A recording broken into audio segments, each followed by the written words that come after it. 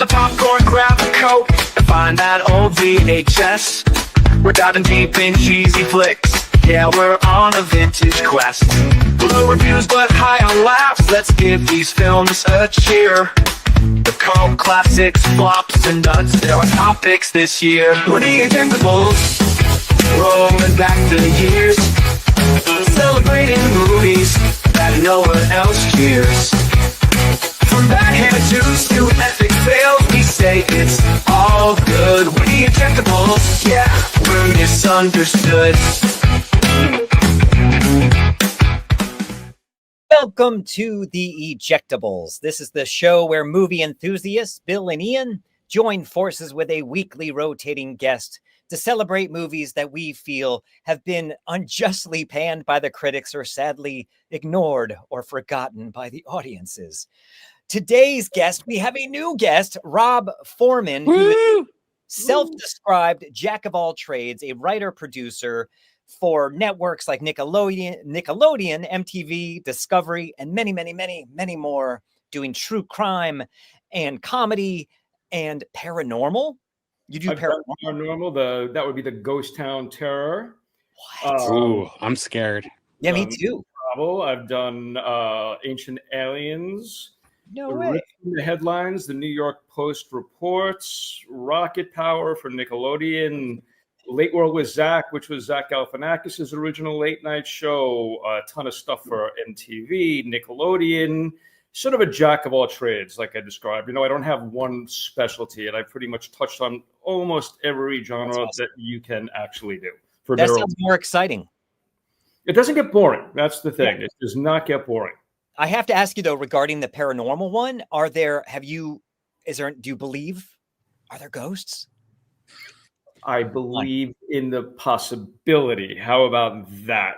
That's where I'm at. Let's keep it open, especially for future job opportunities. I don't want to say no, but okay. I believe in the possibility of everything. I'm smart enough to know that I don't know everything. So, do you believe in true crime? True crime, I do believe in, yes. Because it's true, Ian. It is true. It's in the name. It's in the name. What? It's not fake crime. Well, I wasn't sure they made it all up. There's that as well, yeah. No, there's that as well. Oh, well, that's very cool. Thank you. Thank you for joining us. Oh, my pleasure. Again, thanks for having me. Of course. So should we jump into what movie you picked? Which movie you think is in fact not ejectable? The movie that I think is not ejectable. Now, there's a ton of different ones I could have chosen, but the one that I chose for this was the 2007 Sidney Lumet movie, Before the Devil Knows You're Dead. We both there we go. That one. Exactly. That one. That's a good movie. I think that is a good movie. That is a good movie. You know, I'm trying to think where it actually fits in your description, but a movie that was not a hit, and it was critically well received. I wouldn't necessarily call it a hit, and it's not something I think people think about a lot these days, other than when it's playing on cable, which actually is fairly often. But that's the one that came to mind. No, I think it's a perfect fit. It's a movie that I have not thought of in years. I saw once. What can you tell our audience what this movie is about? Sure. Well, I will start by saying that this movie was the last movie by director Sidney Lumet. Or Sidney Lumet, I think. I'm not sure how we pronounced it, but I don't know. It kicked off an amazing career from a director who, well known and revered. I don't know if always gets. I don't know if he always gets the attention that he really is due. I mean, he's not necessarily. We don't always speak of him the same way that we speak of other directors whose names usually go above the title. Scorsese, Coppola, De Palma, all of those guys. But his career was, I think, every bit as impressive. I mean, starting in 1959, I think it was, with 12 Angry Men, the first movie that he ever directed. Wow. And he stayed consistent throughout his career. I mean, Serpico, Network, which is one of my personal favorites, Dog Day Afternoon, The Verdict. He was just a relevant director. Ernest Scared Stupid? What was that? Ernest Scared Stupid, I believe. Was that him? That him? I thought I noticed his touch. Rob, Ian doesn't like comedy, so I like the. Yeah, I'm glad you didn't pick comedy, but I'm sorry. That's the one thing actually I don't really see a lot of on his resume. But this was his last movie. This was the last movie. I think he passed in 2011. This came out in 2007. So he made it when he was 81, 82. And it's I would not call it an upbeat movie. It is one of the grimmer movies I've seen. But essentially, it starts with, Philip Seymour Hoffman is Andy, and he the first thing we see is him and his wife, Marissa Tomei, and they are going at it. I mean, they are having passionate sex, and that's the start for the movie. And as soon as they're done, they explain, they start talking, well, why was that so good? We find out they're on vacation, and I think they mentioned, it's not like this at home, and that's the point. Back home, things are not good. Vacation, great. Back home, Andy has a drug problem. Andy may be stealing from his company. Andy needs money. So he comes up with an idea for a heist. Of course, being a white-collar real estate guy, the first thing he thinks of is a heist with no experience. And he ropes his brother Hank into it. Hank is the baby of the family. He's the kind of guy played by Ethan Hawke and not really responsible. He has a job where he's working for his brother, but he's not really making very much money. He's behind in his child support, has an ex-wife who hates him. Can I curse on the show? Sure. Mm-hmm. So he's basically a fuck up. He's basically a fuck up. And Andy approaches him, says, I've got a great idea for a heist. And it's something where there is, it's one of those victimless crimes. No one's going to get hurt. Do you want to see that clip of that scene? I would love to see it. Please, Ian. Sorry to interrupt, but here it goes. I'll show the scene. I never do this, but I chose 2 clips from this movie. Oh, wow. Oh, jeez. This is the first one. There's a place we can knock off. Like the back of our hand. Easiest money we'll ever get. What are you saying? It's worth about 600 grand. I'm sorry, go. go on.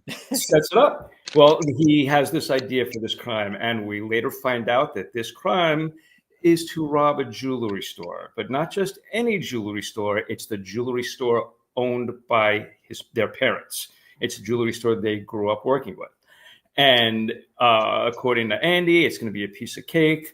They're going to go on a Saturday morning when the old lady who works for his parents is opening the store. You can go in. You don't even need a gun. She'll be so scared. You'll get the jewelry. And, of course, nothing works out as it's supposed to. Andy sends Hank in because he's afraid that he's going to be seen. He hires, Hank, gets another person involved because he's too scared to do it. So he hires a friend of his who's an ex-con, who, of course, goes in with a gun, who, of course, meets not the old lady, but their mother, who's working at the store that day when she's not supposed to be. She's packing. There's a shootout, bodies everywhere, or in this case, not quite yet, but the ex-con dies. The mother is on life support in the hospital, and things get worse from there. It's so good. It's a great movie. It's a great movie. And after that, I'm sorry, this is a little new to me, but and of course, everything just gets worse as it goes on. The dad, played by Albert Finney, who's great, becomes obviously obsessed with his wife's shooting. He starts investigating. He starts finding things that he doesn't want to see. At the same time, the ex-con who actually performed the robbery, his wife's brother, played by Michael Shannon, comes looking for Hank because he wants payback. So it's one of those movies that just starts grim, keeps getting worse. It keeps going into a spiral. And I just think it's a well-made movie. The performances are great. It's very active. It's just very alive in the way that I think it's directed, especially for someone who's 82, 83. Yeah. The timeline shifts back and forth. I think it's just a very, very well-made movie. And it's interesting. It came out at the same time as another movie, the same year as this movie called Cassandra's Dream, which was awesome movie. Awesome. See, I don't love that movie so much. And it's funny. I watched it last night, thinking about it, because I always sort of compare these two movies because there is a similarities. That movie also has two brothers who get involved a little over their head, and they're convinced to do a heist to get themselves out of it. And I always thought this movie just felt so much more, I don't know, alive. It just felt like so much more energy, especially after rewatching that movie. Yeah, it's just a great movie all around. Great performances. It looks great. Philip Seymour Hoffman. I don't know. It's not one of his last films, but I'd say one of his best roles, though. Wow. Yeah, really. And he's just a guy that he's just trying to hold it together, but it's just becoming increasingly impossible. He's got this drug problem that's building. He's about to get discovered at work, and it's just the portrait of somebody becoming unraveled and a family becoming unraveled. And you get the idea that this family, the level of dysfunction has always been high, and it's just getting torn apart at the seams right now. And it's a grim ending, but the cast in general is fantastic. What else can I say about it? Ethanhawke is great. Albert Finney is excellent. It's just think it's a great movie that should get a little more credit than it gets. Totally agree. Do you want to see that second scene? Sure. This goes to Philip Seymour Hoffman being absolutely amazing in this film. It's not fair! It's not fair! All my life, I've been afraid of becoming like him. All my life with you, and it's not fair. You can't just say sorry and make it all go away. It's too late. It's not that easy. It's not fair. It's not fucking fair. Bill, didn't you say Lumet said this was like one of the best performances he had ever seen? If I'm Yep. saying Yeah, he's the best directed thing he's ever. That scene is the best directed scene he's ever done. It's in terms of actors. It's a great scene, especially leading up to that. You feel that Philip Seymour Hoffman, he's holding everything in. He's a guy who's trying to actually just keep a lid on everything, and it finally explodes. And that's after a particularly tense scene with his dad, who we find out there's just always been stress between the two of them. And it just explodes. And that's a wonderful scene. I should also mention that throughout the whole movie, and we find this out in the beginning, that Marissa Tomei, who's married to Philip Seymour Hoffman, is also sleeping with Ethanhawke, which is something that's going to provide even more tension a little later on. Yeah. So in the original script, it was originally written for younger people, and then Sidney Lumet decided to say, let's make it brothers and let's make it older, so that makes their desperation so much more palatable. Oh, that totally makes sense. It totally makes sense, because these are stresses that actually, as you get older, as someone, getting older myself, there are different tensions, different stressors, and these definitely relate. A lot of what's going on in the movie relates to middle age or entering middle age. So that was a good choice, I think. It felt like a low key Uncut Gems.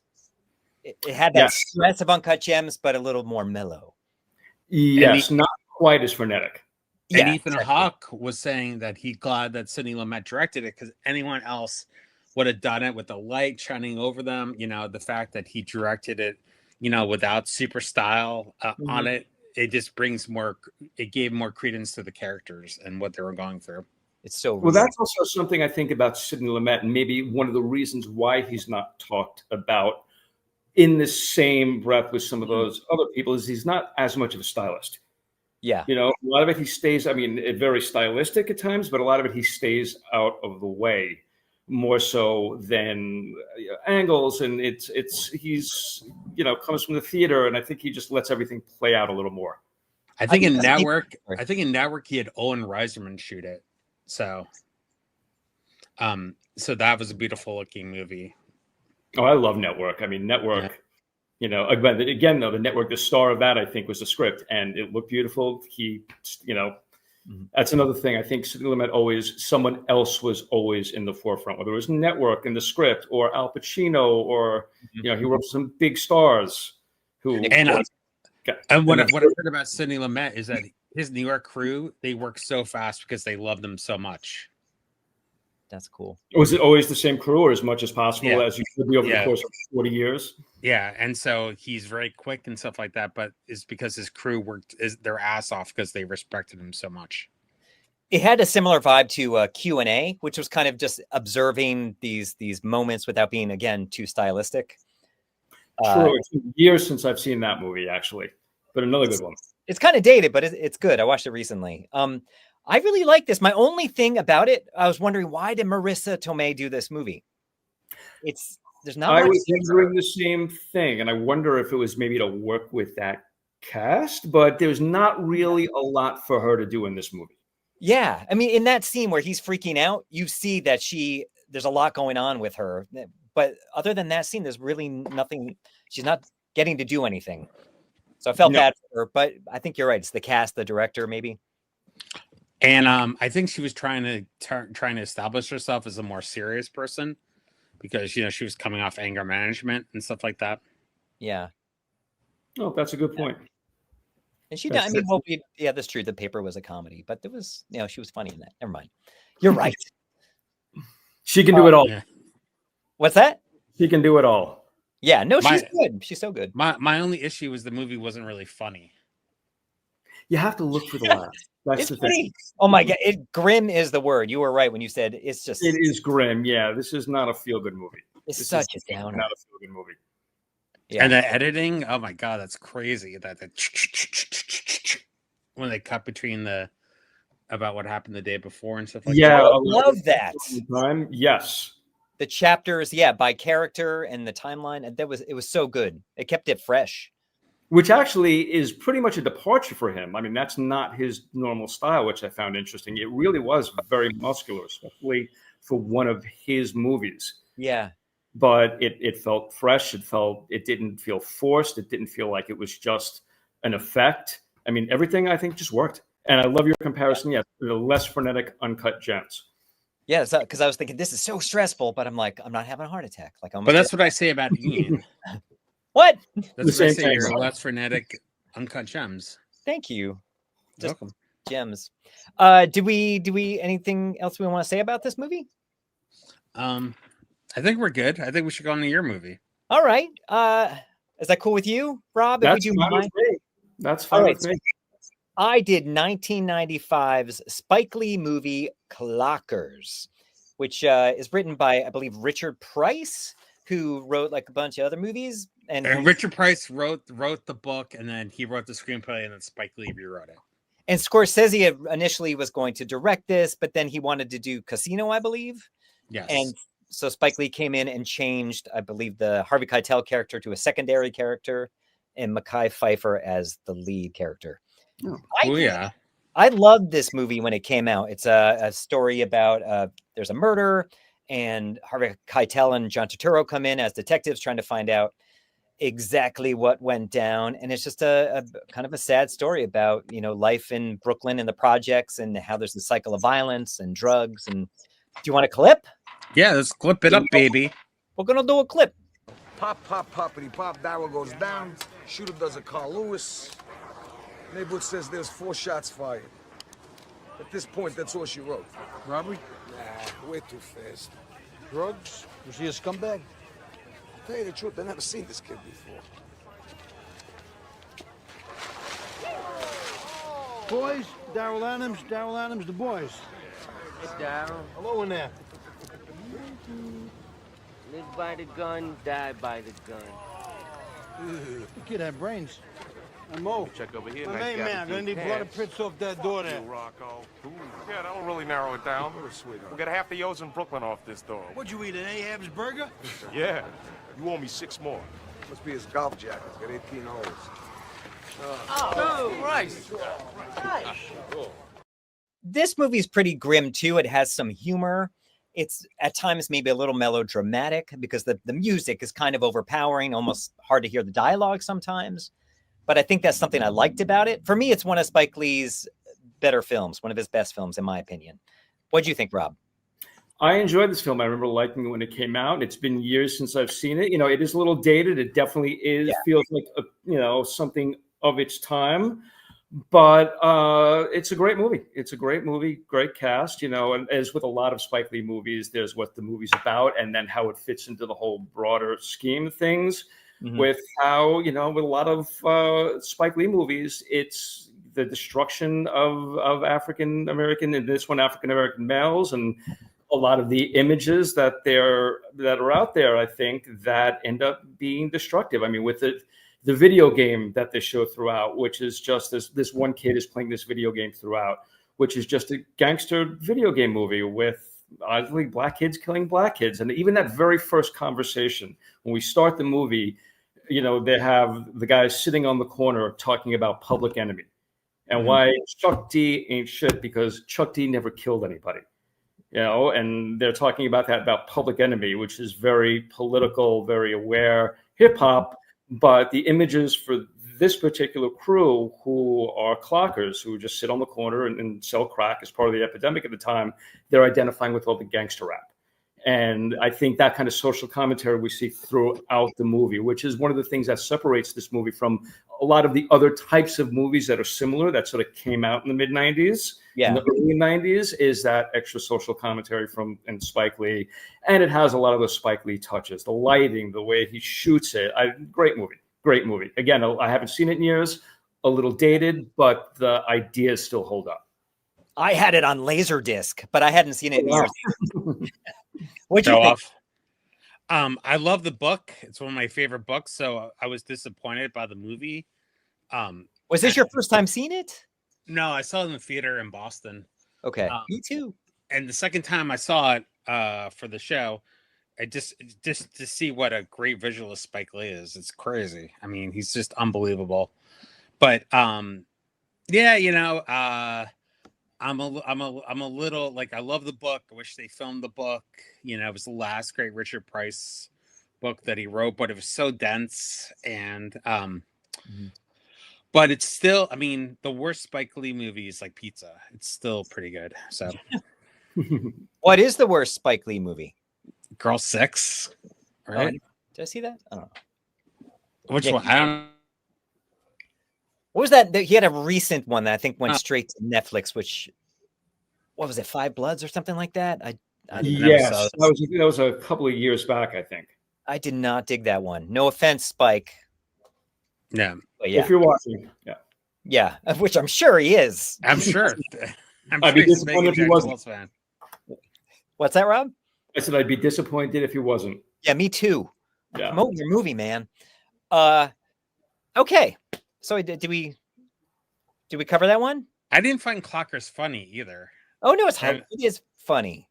Again, Bill, our senses of humor are very, very different. I'm finding. Yeah, I mean, maybe my sense of humor is changing, but these two movies were not funny at all. Clockers is definitely funnier though than Before the Devil Knows You're Dead. I think it's got a little bit more levity than that movie does. I think Jonestown is funnier than the Before the Devil Knows You're Dead. Kool-Aid. How can you not laugh at Kool-Aid? Cool, exactly. They didn't drink it. They were forced to drink it. It was a murder.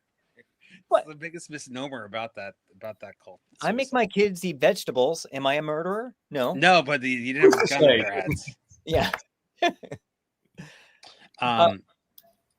Was the movie very, very much different than the book? I never read the book. Very, very. It gets into the brother and how the brother's working 2 jobs and the cop, some of the cops depicted were not so crazy racist and just shows you, it was more of a plot. Like you felt like this was just so a Spike Lee movie. While plot is important, what's more important is the social commentary. The underpinnings of it. And but when you're reading the book Clockers, you're trying to figure out, is this kid going to be in trouble or not? How is he going to get out of this? Yeah. Yeah, it's not there's really, for the audience, there's really no question who did shooting. Yeah. There's really not much. Poor Delroylindo. I loved him. He's in Sinners, but I didn't. Yeah. Never thought of him as a major drug pen. He's so great. I want to do Crooklyn on the show sometime too. Another Spike Lee starring him. But should we do your pick, Bill? Sure. Let's do it. I did Things to Do in Denver. When You're Dead? When You're Dead. Oh, specifically me, or could it be No. That's the name of the title of the movie. Oh, okay. And it's an early 90s or mid 90s Miramax movie. Everyone thought it would be the next Pulp Fiction. However, it is not. It seems like it's a crime caper, but it's really an allegory for death. Scott Rosenberg, who I met with before I left from Boston to LA, talked about it. He was writing the script while his dad was dying, and so he wrote it. Not.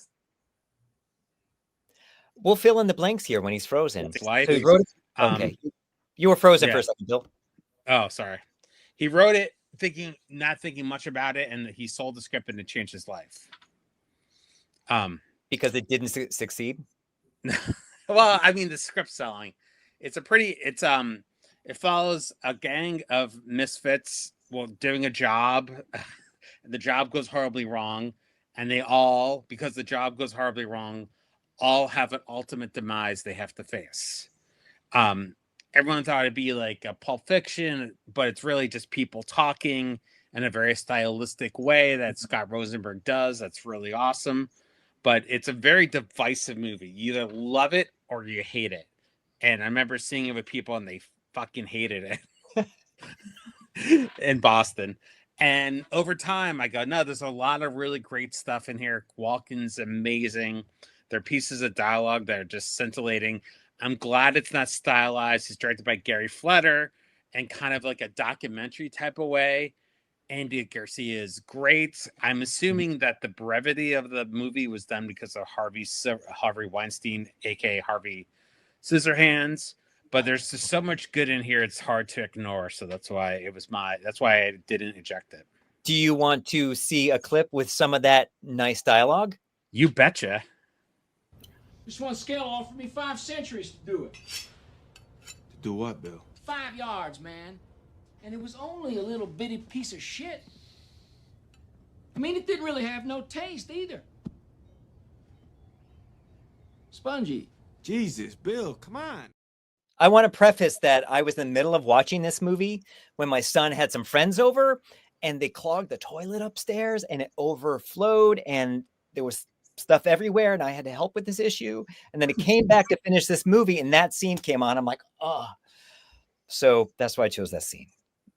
But it's a fun, like Tree Williams is so good in this. Yeah, he was the best. Yeah, it's upsetting. Yeah, it's upsetting about his demise in real life. He seemed like a really good guy and such a good actor. Yeah. Okay, so what do you think of this, Rob? Well, I will agree that it is definitely funnier than Before the Devil Knows Red. And so, yeah, definitely. I will give it that. But Bill, it's interesting. You mentioned that people were either in the love it or hate it camp. What camp are you in? When I saw it the first time, around when it came out, I hated it. But then watching it again, I got to hate it all over again. This movie has never sat well with me. I think everyone in it involved is a dumb fuck. I think Christopher Walken's plan is stupid. I think Jimmy the Saint, the plan that he comes up to pull this heist off was dumb and unnecessary. Jack Warden acting as sort of the Greek chorus in the milkshake. This movie annoyed the fuck out of me. I was glad I saw it again to remind myself because it's fun to feel those emotions from time to time. Yes, there's some funny things in it. This movie just does not sit well with me. And I read, reading up about it a little bit, how there was some criticism about how it sort of was a Quentin Tarantino knockoff. And apparently Scott Rosenberg, Rosenberg? Yeah, who wrote it. The director said, well, he wrote it years before Reservoir Dogs came out. And I'm like, oh, he came up with something that bad all on his own for originality's sake. So, I give him credit for that. But this movie was never been less than a favorite of mine. I just never liked this movie. Yes, so are you not going to buy the 4K? What was that? It is in 4K, isn't it? Yeah. Oh. And our choices, our picks are not. Can you believe that? That's crazy. Who knew? I was one of the lovers of this movie when it came out. I was so surprised because it got pretty poor reviews. And I know you're not a fan of Rotten Tomatoes, Bill, but it's at 33% of Rotten Tomatoes. So back then I was probably hesitant to see it, but I ended up loving it. It's kind of moving and very sad. It's a weird movie. It's very weird. Yes. The heist, I agree. Watching it now, I did not love it as much. It does feel a bit dated of its time, but so does my pick. But the heist is weird. It is kind of lame. And why they get this team together, why he lets Treat Williams be the cop, even though everyone's saying how Treat Williams, you can't trust that he's going to do the right thing. And of course he doesn't. And then the whole, more than half the movie is just them waiting to die, which I kind of like about it. I love movies about loss and knowing you're going to die. So I like that about it. It's definitely melodramatic, but I love Andy Garcia's, he's just so charming and so low key. And I don't know. It's just, and then you have Treat Williams on the other end. I don't know. There's a lot to like here. It's not perfect by any means. I don't think particularly bright, but given the plan that he came up with, yeah. It also is very much overkill for what they were trying to accomplish. It's weird though. You're supposed to have such sympathy for these like bad murderer type guys, and the whole movie's played up like we know them very well, and we should be very sad they're going to die. But they're bad guys. I don't know. It's a weird movie, but I really enjoyed it. I love the afterlife videos that they cut throughout the movie. The videos that people were dying. Yeah, that was interesting. It was a nice framing device. And I like how they used Andy Garcia's at the end. It was just really no spoilers, though. I'm not going to give away he's dead at the end, but I won't spoil it. Sort of given away in the title, so I think you're okay. Yeah. Well, they weren't in Denver after all, though. It turns out it was Texas. Yeah, it was like in the Panhandle somewhere. What? Yeah, Really? yeah. They filmed it? I'm kidding. I'm being stupid again. All right, it was Denver. You had me sold. I would have totally. That would have been a cool twist. Like, yes, oh, they're actually in Texas. What? It's Denver, Texas. They all want to die. Well, Rob, we come to the part of the show where you have to pick a movie you like the best, but you can't pick your own. Oh, out of the three, then it would definitely be. I'm going to throw a curveball. Things to do. No, it's Clockers. We weren't going to be friends anymore, Rob. Ian, it's got to be. And I always preface everything I say, but I love Things to Do in the Denver When You're Dead back then. But the before The Devil Knows You're Dead is so good. It's so good. It holds up. I highly recommend it to anyone watching this. It's a perfect ejectable. So that's my pick. So my pick is Before the Devil Knows You're Dead. So someone's the winner. And you win, Rob? What do I win? I'm scared. Ian's Headshot from 1998. Woo! Can you send that to me so I can print it and blow it up? Yes, yeah, of course. Autographed, of course. Jeez, that is an excellent headshot. Thanks. Oh man, I miss the old gift people got. There you go. Now, no, I'm going to show you where we can find these movies. You can find Clockers. You can rent it on iTunes or Prime, or you can find a Blu-ray of it. Before the Devil Knows You're Dead, you can find on Pluto and on Prime and Hulu, all for free. And you can also find a Blu-ray of it. And Things to Do in Denver, you can find on Pluto or a 4K Blu-ray. That's where to find them, everyone. Thanks for joining us, Rob. Yeah, thanks for having me. This was great. This was great, and thank you so much for having me. And I'm going to think of more movies that better come back. I want to see on the Ejectables, of course. Awesome. You everyone like, share, comment, tell us what movies you want to hear about, or if you want to be a guest, and beg for Rob to come back because we want him. Yes, we want him. I'm going to do the end song, Bill. I'm going to do it. I'm going to add the song. So you guys talk for a second. All right. And hang around, Rob. And pop the popcorn, grab the Coke, and find that old VHS. We're diving deep in cheesy flicks. Yeah, we're on a vintage quest. Low reviews but high on laughs. Let's give these films a cheer. The cult classics, flops, and nuts. There are topics this year. We're the Ejectables, rolling back the years, celebrating movies that no one else cheers. From backhand juice to epic fails, we say it's all good. We're the Ejectables, yeah, we're misunderstood.